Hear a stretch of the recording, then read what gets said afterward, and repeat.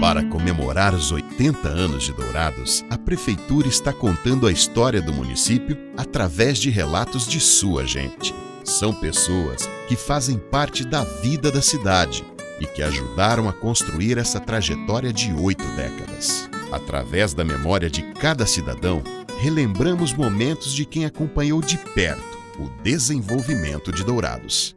Vamos agora ouvir quem faz parte e conta esta história. Eu cheguei em 1968 e até então eu tinha informações muito vagas, a respeito de Dourados, aqui da região também. Eu sabia que existia um projeto de estrada de ferro, que viria de Presidente Prudente até Rosana e de Rosana até Dourados, e se chamava Ramal Dourados. E eu conhecia a placa de ferro na estação ferroviária de Presidente Prudente, uma placa indicando Ramal Dourados, que era justamente para que no começo do século ainda, essa estrada chegasse até aqui em Dourados. Mas como eu tinha parentes que já a partir dos anos 60 vieram para cá, meu tio Zé Ambrosio, minha tia Laura, meu tio Toninho, meu tio Lourenço, já tinha uma parte da família, da parte dos meus pais, do Cetila, que já residiam aqui. Então em janeiro de 68, antes disso ainda, eu já estive aqui, Em 1967, nós participamos do coral da igreja de Santo Anastácio. Nós tínhamos gravado 2 LPs na época, e viemos aqui fazer uma apresentação no Cine Ouro Verde. Mas foi jogo rápido, A gente veio e voltou e não deu para conhecer e tal. Em 68 eu cheguei também para visitar, para conhecer.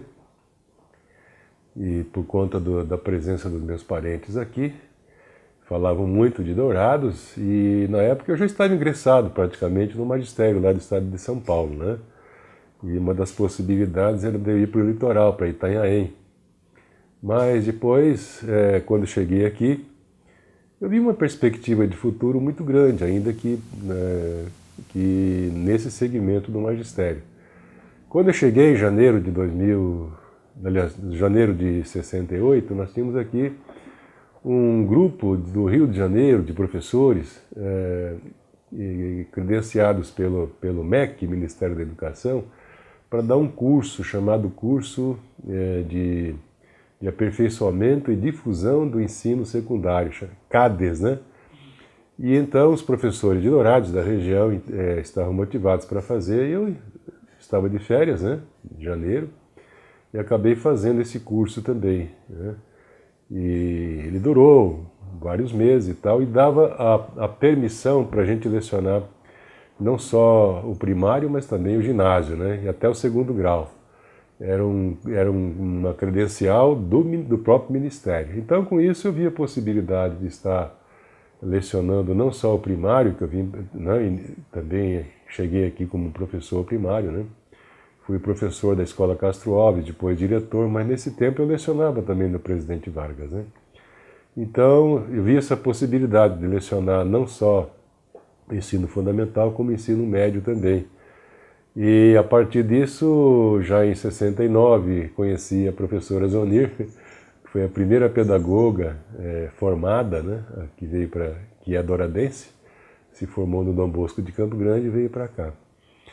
E nos conhecemos, fizemos amizade, já em 1970 estávamos namorando, e em 71 nos casamos, E a partir daí, então, é que me motivei para fazer faculdade. Em 71, eu fui aluno da primeira turma do CPD, Centro Pedagógico de Dourados.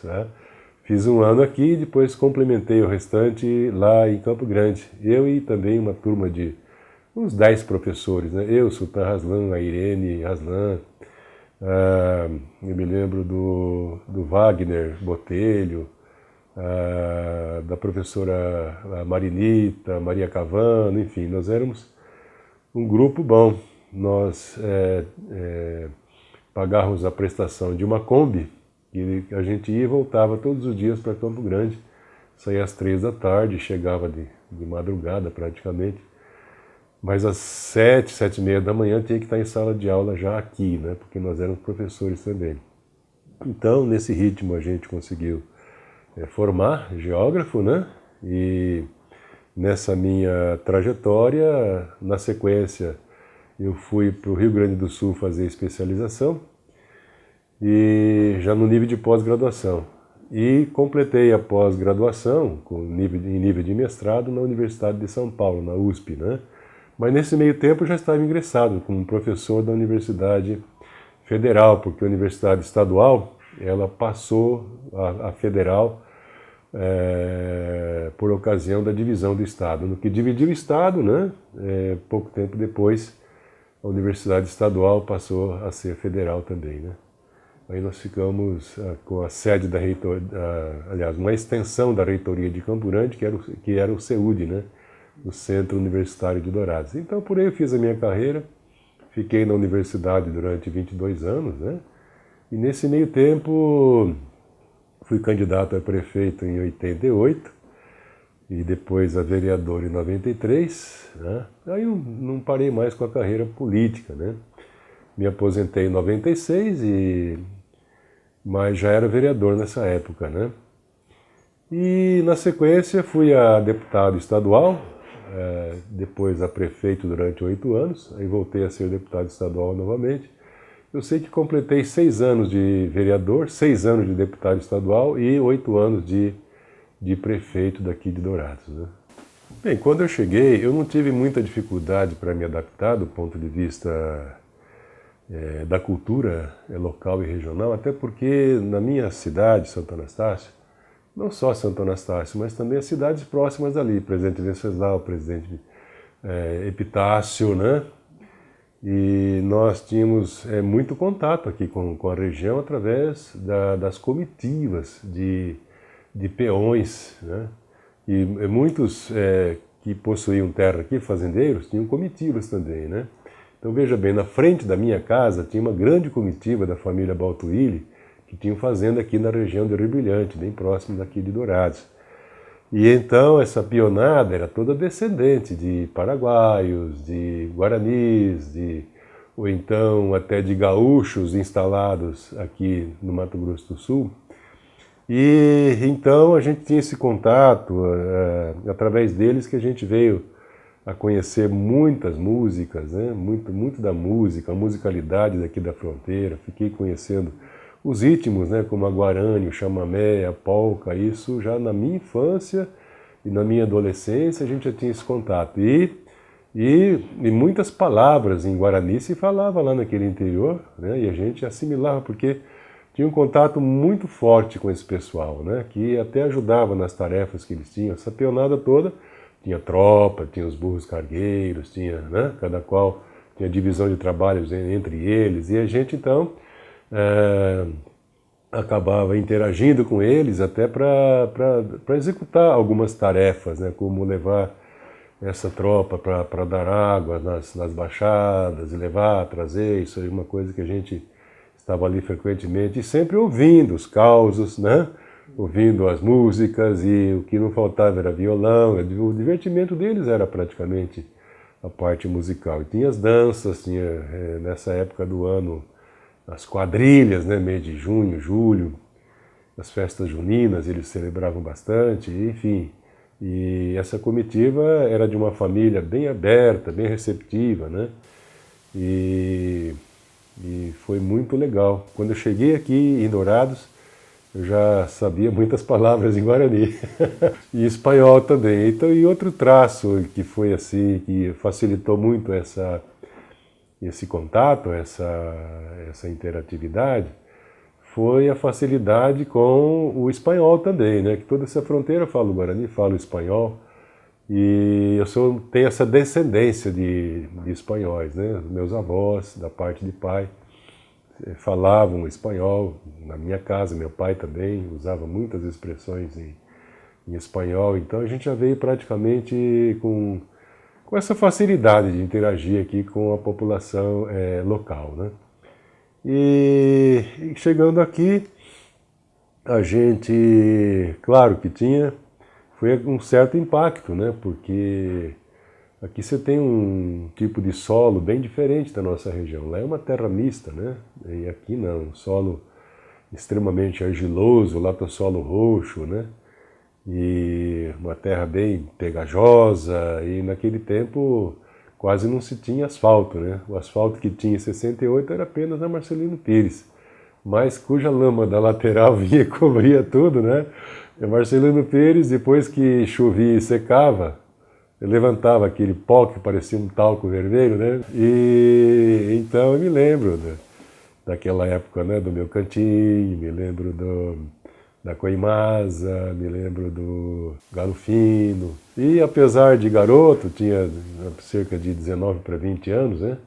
Mas aquela convivência me foi muito importante. Através deles, a gente viajava muito para Carapó. Eu, por ser jovem, então era importante a minha companhia para eles, né? Campos Belo era prefeito de Carapó, ele conversava em latim com o Celso Amaral, para você ter uma ideia, né? Francês.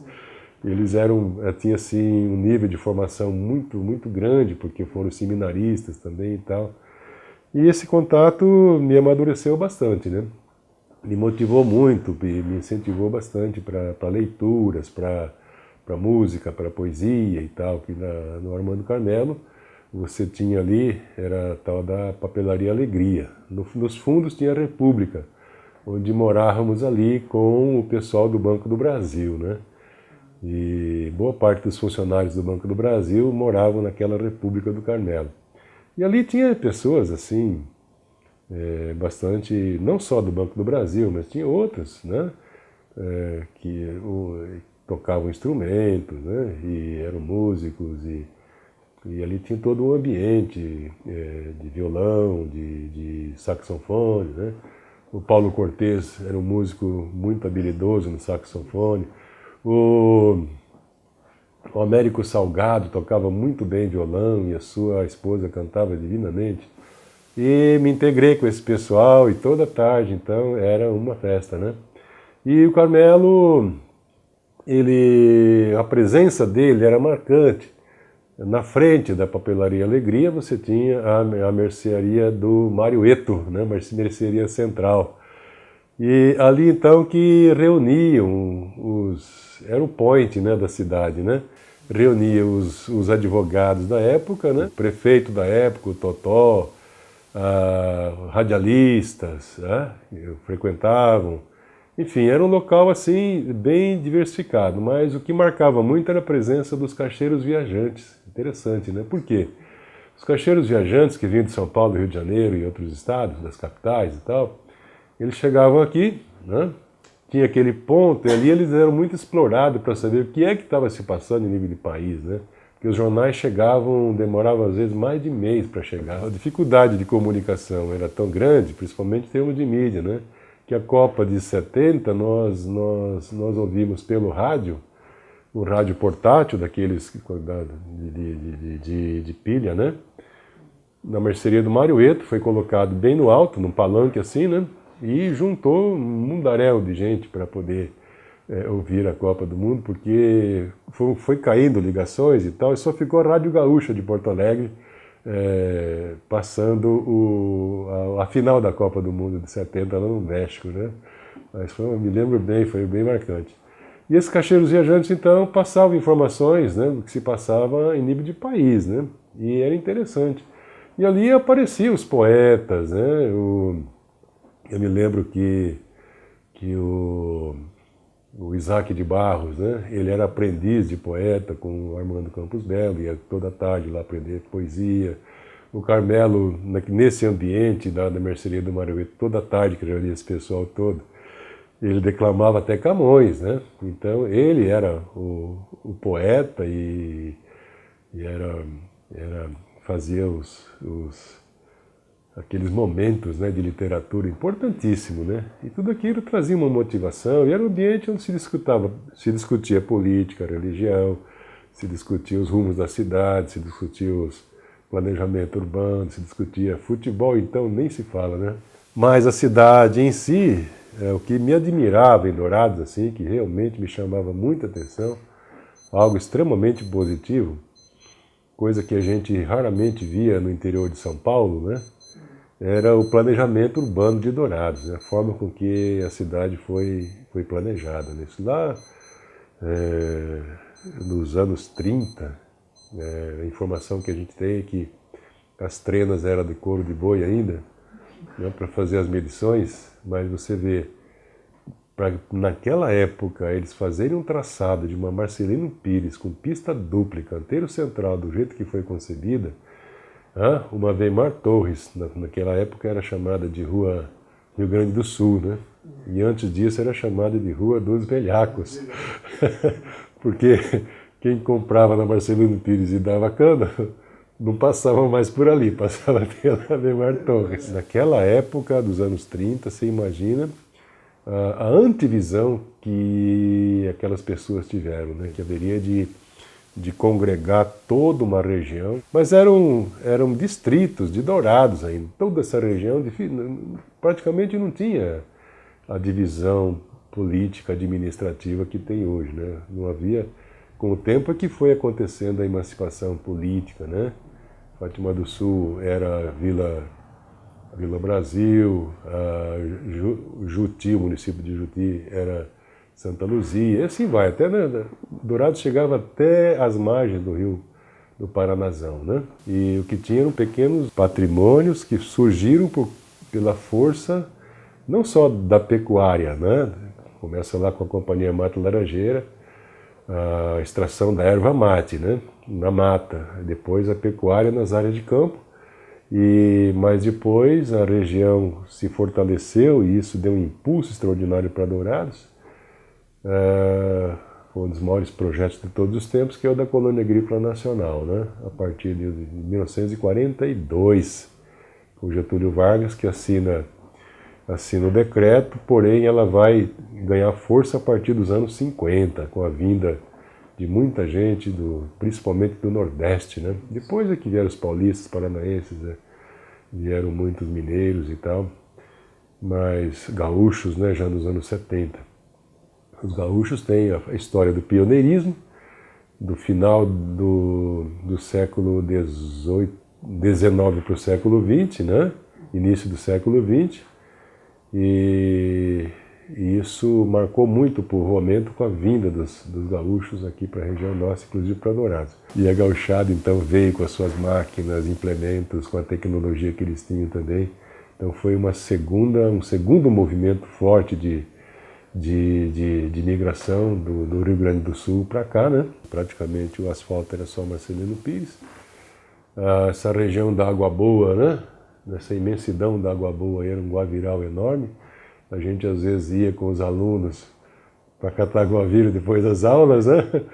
E era bem interessante. Daí que os rigotes fizeram loteamento e tal, e hoje, né, 40 mil habitantes, mais ou menos, ali, povoando toda aquela região. Não faltava as grandes tardes do estádio da Leda, né? O Biratã, o Operário, os times que vinham da região fazer grandes disputas aqui. Tinham times assim de altíssimo nível mesmo, sabe?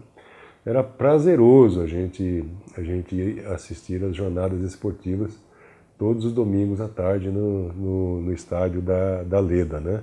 A catedral, né, que era um ponto, naquele tempo era matriz ainda, né? Não era catedral, depois é que ela passou a categoria de catedral. E aqui nós tínhamos alguns pontos de diversão, que apesar, né, de se tratar dos anos 60, aí no final dos anos 60, dos anos 70, mas você tinha pontos de aglutinação, sim. Você tinha, por exemplo, o Cine Ouro Verde, quando eu cheguei aqui.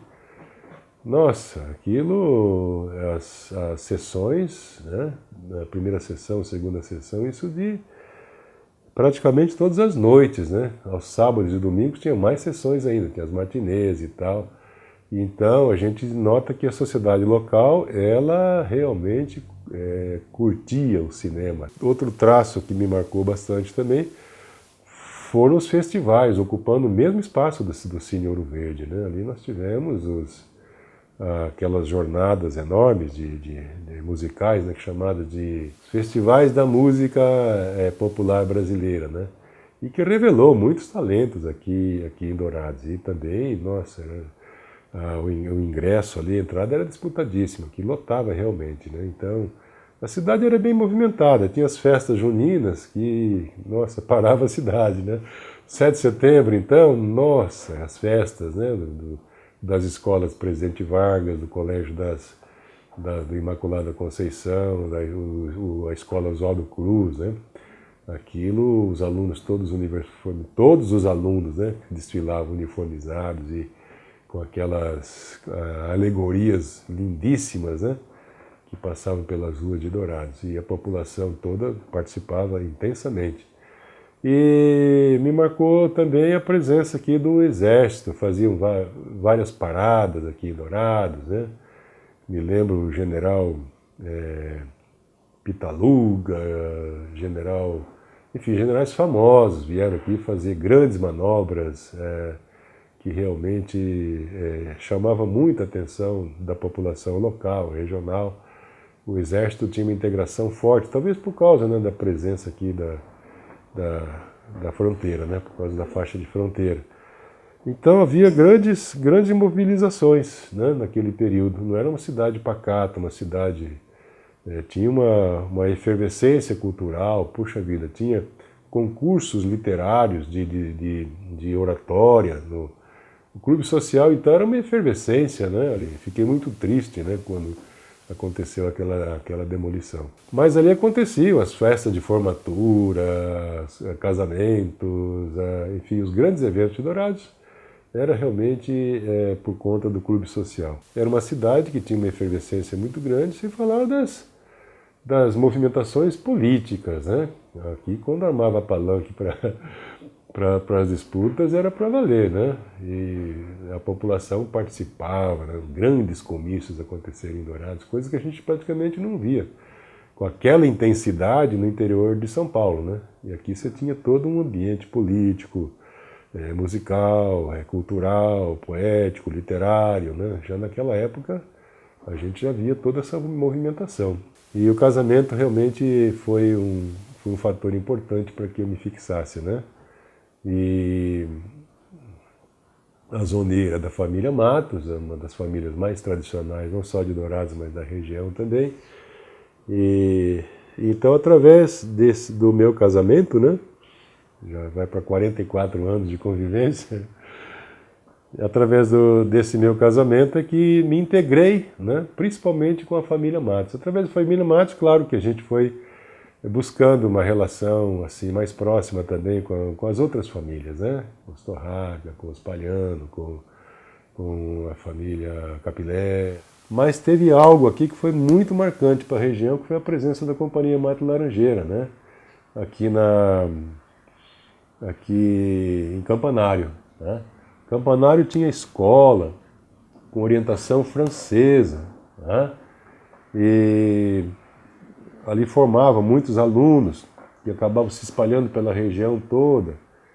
E muita gente daqui, muita gente não, conheci várias pessoas, né, de famílias tradicionais aqui que moraram lá, ou passaram temporadas lá. E Campanário a gente sabe do ambiente cultural que era, né? Artistas famosos, como a Sarah Bernard, por exemplo, que era a maior artista de teatro lá da França, veio se apresentar aqui na Companhia de Teatro de Campanário, pra você ter uma ideia, né? Então, o estilo de vida, os costumes, né, os hábitos alimentares, pegava muito da tradição francesa. Então, irradiou para a sociedade douradense e regional, né, um estilo, pelo menos em parte, né, um estilo francês. Isso, então, claro que ajudava muito a elevar o nível, né, cultural. Foi um legado muito grande, presença muito forte, né, da cultura francesa naquele local. E ali você vê a escola, né, os alunos todos vestidos com aqueles trajes tradicionais da França, enfim, toda uma cultura francesa que era, digamos assim, o top de linha da época, né?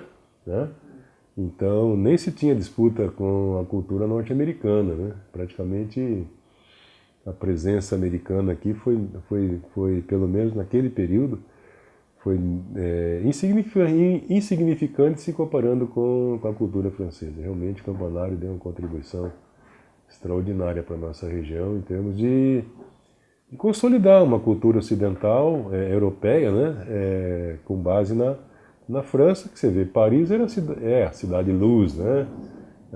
Naquele período ela era o expoente mundial em termos de cultura, né, de teatro, literatura, os maiores filósofos do mundo estavam lá, então, e aquela cultura chegou até nós através de Campanário. Quando eu cheguei aqui, não tinha televisão, claro.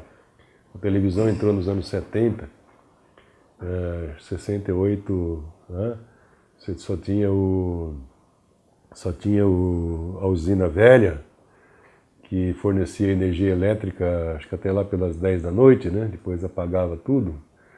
Então, só a partir de 70 que veio a televisão com chuvisco, né? Você dificilmente via a imagem. Aí foi aperfeiçoando e tal, foi uma conquista muito grande. Mas antes disso, você tinha toda uma cultura livresca, né? Qual é o jovem que não lia, né? Então se lia muito, né? A literatura brasileira, os clássicos da literatura mundial, isso repassava de mão em mão. Eu me lembro bem dessa época que chegou, aqui não se pode falar no isolacionismo, né? Geográfico, cultural. As serestas naquela época, quantas vezes participei de serestas, né? Depois das aulas do presidente Vargas, depois das 10 da noite, tinha vários grupinhos, o Raul Gnutman adorava, né? O chefe da agência de correio, ele vinha de Campo Grande com as cartas, né, para entregar aqui em Dourados. E às vezes o volume era muito grande, tinha que atravessar o Rio Dourados, acho que atravessava a Val ainda, né? Não tinha ponte, era uma dificuldade danada. Então diz que quando ele chegava lá no Rio Dourados, ele separava, né? Quando ele via que era coisa importante, ele jogava no monte. E quando ele via que era carta comum, banal assim, ele falava via fluvial e jogava no rio. Não tinha nenhuma faculdade instalada em Dourados, né? A primeira iniciativa foi o CPD, Centro Pedagógico de Dourados, no governo de Pedro Acian. Eu fui aluno da primeira turma, né? Isso já em 1970.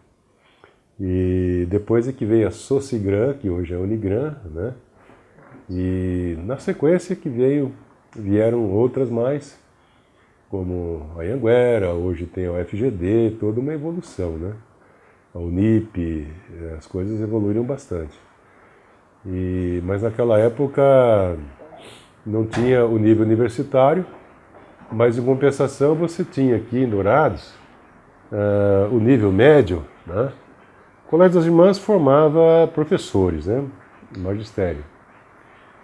Mas o presidente Vargas me chamava muita atenção mesmo pelo nível de formação que dava no nível médio. O presidente Vargas tinha científico, né? No nível já colegial, mas o nível era altíssimo, né? Tal a dedicação dos professores da época. E esses professores também não eram formados professores mesmo, profissionais de magistério, não era.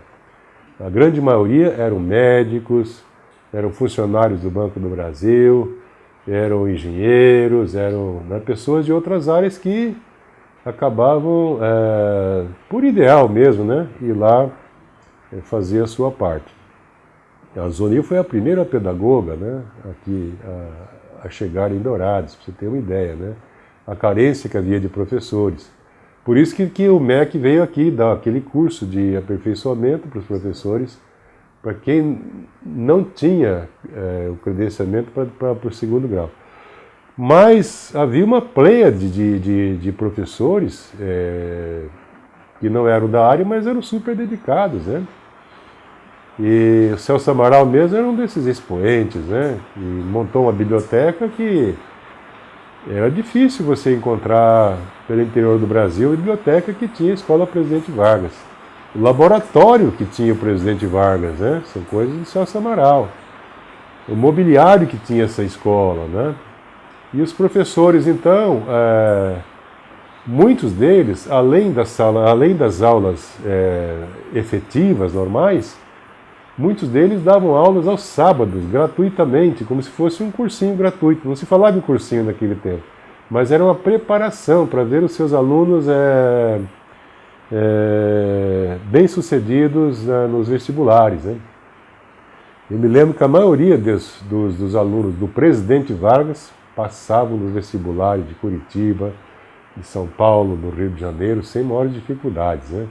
Então, daqui do Presidente Vargas, naquela época, né, se formaram naquela época, você tem desembargadores, né? O doutor Eduardo Rocha é um desembargador do Estado que foi aluno nosso naquela época, né? Foi meu aluno da Zonir, foi aluno do Celso Amaral, do Enoques, do Mário Kumagai, de todo aquele pessoal, né? O Chester, a Medina, a alma do Presidente Vargas, lá nos seus primórdios, era o Celso Amaral e a Neuza Amaral, né? Que davam o tom, que davam o ritmo, por tudo aquilo que eles fizeram, em termos de biblioteca, de laboratórios e tal. Montaram realmente uma estrutura extraordinária para esse colégio. Então era um orgulho muito grande você lecionar no Presidente Vargas, né? É difícil a gente falar, né, da própria administração, mas a história vai dizer, talvez ela confirme o que a gente vai dizer aqui. Quando eu assumi Dourados, só tinha uma única obra estruturante de Dourados, que posso se dizer, que era o terminal rodoviário, que foi feito no tempo do Zé Elias, né? Mas que infelizmente não foi pago, né? E a nossa administração pagou da primeira à última prestação. Aqui vereadores andavam com a mala na mão, né? Não tinha sede própria, a Câmara de Vereadores era só no aluguel e mudando de prédio em prédio, né? Na nossa administração, nós realmente adquirimos essa sede atual da Câmara de Vereadores, foi adquirida na nossa administração, né? Uma parte do Duodécimo, outra parte da Prefeitura, só sei que está um local privilegiado, com estacionamento para os próprios vereadores e assim por diante, né? Tudo que a gente fez foi no planejamento. Por exemplo, não tinha centro de zoonoses, né? As doenças transmissíveis por animais é um perigo danado. Então criamos o centro de zoonoses. Não tinha o lixão para nós aqui era um grande problema, né? E às vezes a população sentia, mas hoje em dia não percebe mais o que aconteceu, né? Que já é coisa do passado. Mas você tinha os lixões, né? E quando batia o vento noroeste, esses lixões traziam as moscas para dentro da cidade, então em cima da mesa, que era branco, ficava escuro, né, de tanta mosca, aquela coisa toda. Então era necessário um aterro sanitário, fizemos o primeiro aterro sanitário do estado de Mato Grosso do Sul, uma coisa grande, coisa que está lá, né? Pegamos um modelo basicamente lá de Chapecó, né? Que eu viajei o Brasil para ver o modelo mais ideal, pegamos o modelo de Chapecó. Resolveu de vez o problema. No planejamento, né? Nós tínhamos que garantir a limpeza da cidade, né? Deixar uma cidade mais agradável, né? Até então, quando batia o vento sul, nessa época do ano, junho, julho, agosto, setembro, é o vento sul que predomina. E com períodos de seca, né? E isso levantava da água boa para cá uma bolha gigante de poeira vermelha que cobria todo o comércio de Dourados, a área central ali, né? Então era um festival de lojistas com o espanador na mão e para dar conta do recado, era uma guerra contra a poeira. Então, planejamento, asfaltar toda a água boa, o que não tinha, uma parte já estava asfaltada, mas complementamos todo o asfalto daquela região e você pode, claro que a população não percebe isso, né? Mas acabou aquela poeira que tinha que ligar todas as luzes, porque escurecia durante o dia de tanta poeira que tinha. Para resolver a água boa, sabe o que a gente fez? Pegamos um aviãozinho, fomos lá para a Ponte Alencastro, que estava sendo inaugurada. O Lula estava lá, eu sabia que ele estava lá. Fui lá para botar um bilhete no bolso dele, para me resolver esse problema. Entreguei uma pasta com o projeto na mão da esposa dele, né? E daí um mês eu fui chamado na Casa Civil da Presidência, né? E acabou que esse recurso veio e a gente complementou 10 milhões, né? Deu para complementar e fazer ainda em outras partes da cidade, né? Então não tinha pavilhão de eventos, construímos ali perto da prefeitura, não tinha água boa, apesar dos seus 40 mil habitantes, não tinha um campinho de futebol sequer, né? Então nós fizemos lá o Complexo Esportivo Jorge Antônio Salomão, foi uma obra que marcou muito também, né? Com vários quadros de esporte, com 3 piscinas e atendendo muito a região toda e o pessoal de terceira idade que está ali do lado também, né? Aí veio o Parque do Rego d'Água, né? Da nossa administração também, foi um sucesso muito grande. Entregamos 23 conjuntos habitacionais e deixamos projeto mais para uns 3 ou 4.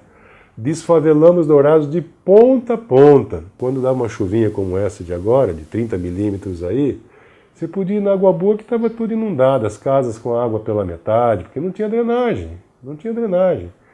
Então fizemos um mega projeto, né? O HBB BIRD, né? Quadripartite, porque entrou nesse projeto a Prefeitura de Dourados, colocamos no projeto o Governo do Estado, o Governo Federal e o Banco Interamericano de Desenvolvimento, né? Do local para o internacional, conseguimos fazer isso. Desfavelamos todinha aquela região, né? As favelas Mirela, Aparecida, Portãozinho, Cachoeirinha, aquele mundo todo, e eram centenas e centenas de famílias. Depois daquilo nunca mais se falou uma enchente, né? Que tinha que pegar os ônibus, 30, 40 ônibus, levar todas aquelas famílias para o Douradão até baixar as águas, né? E era um problemão, que tinha que dar quentinha, que tinha que dar cobertura, aquele negócio todo mexia muito com a vida das pessoas. E todos eles ganharam casa própria, né? Com instalação elétrica, com água, energia, enfim, transporte escolar, coleta de lixo, todas as condições para dar um mínimo de dignidade humana para esse pessoal que vivia no Brejão, que vivia na Lona Preta, naquela situação. E eu trouxe para Dourados, de Campo Grande, uma bela avistense, né? Chamada Odete Martins de Barros, para cuidar da assistência social para mim e para nós aqui, né? Para a nossa administração. E essa moça, ela era presidente do Conselho Nacional de Assistência Social e veio aqui para implantar para mim a Secretaria de Assistência Social, uma coisa que deu muito certo, né? Tanto é que desfavelamos a cidade toda, não deixamos uma criança de rua sequer. Naquele período não era admissível. A gente tinha uma perua Kombi, localizava, pegava, tinha os programas sociais para as crianças voltarem para casa e a parte da mendicância também, né? Só na Praça Antônio João tinha mais de 60 mendigos morando lá, né? Fazendo suas necessidades lá naqueles canteiros lá, queimando lata, aquilo levantava um fumaceiro tremendo no centro da cidade. Botamos o primeiro conjunto habitacional indígena, 400 casas, né? A primeira aldeia do Brasil a receber água encanada e energia elétrica para todas as casas, e foi a primeira aldeia indígena a receber o PET indígena do Brasil, né? Enfim, o primeiro CRAS indígena, que é o Centro Social, né? O reflexo disso está na UFGD, na Unigran. São centenas de indígenas que se formam todos os anos, formam advogado, formam enfermeiros, formam professores, assim, em nível superior, né?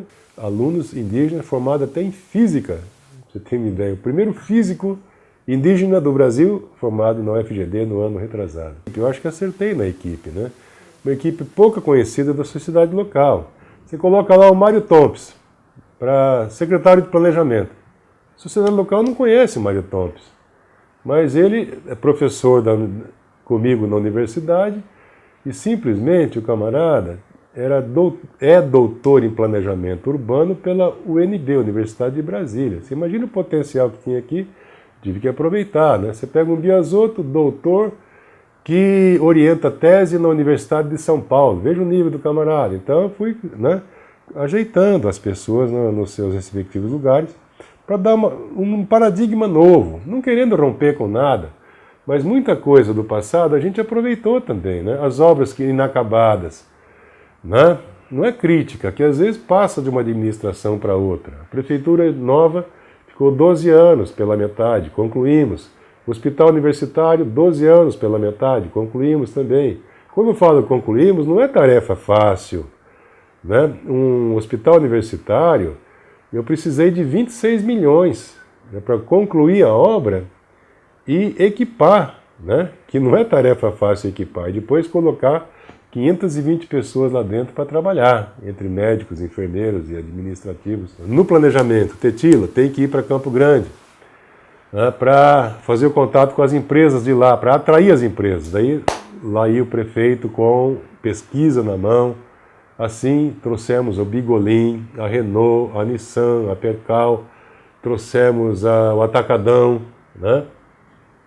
Empresas importantíssimas que foram dando volume para Dourados, né? Paraná trouxemos Fertipar, trouxemos muitas outras, até chegar no Shopping Center, uma obra de 40 mil metros quadrados, né? Uns 5 mil empregos diretos e indiretos, uma coisa... Foi o divisor de águas para o nosso comércio local, né? Foi uma fase muito boa.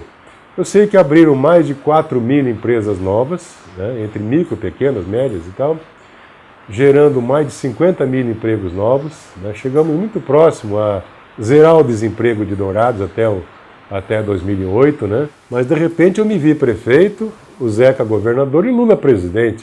No que houve um alinhamento político, eu falei, ou é agora ou nunca mais, né? Transformar o CEUD na Federal da Grande Dourados. Aí você vai entender essa explosão de prédios para todo lado, né? E o incremento, esse salto extraordinário no incremento do comércio local também. Toda cidade do Brasil onde abre a Universidade Federal, a explosão do desenvolvimento socioeconômico vem mesmo. Os antepassados, lá dos anos 30, que esquadrinharam Dourados. Olha, aqui vai ser uma cidade... Né? Eles tiveram uma antivisão para 100, 200, 500 anos à frente, né? Vai ser um grande polo regional. Então nós já temos que nos preocupar, foi uma preocupação importantíssima, ponto para eles, né?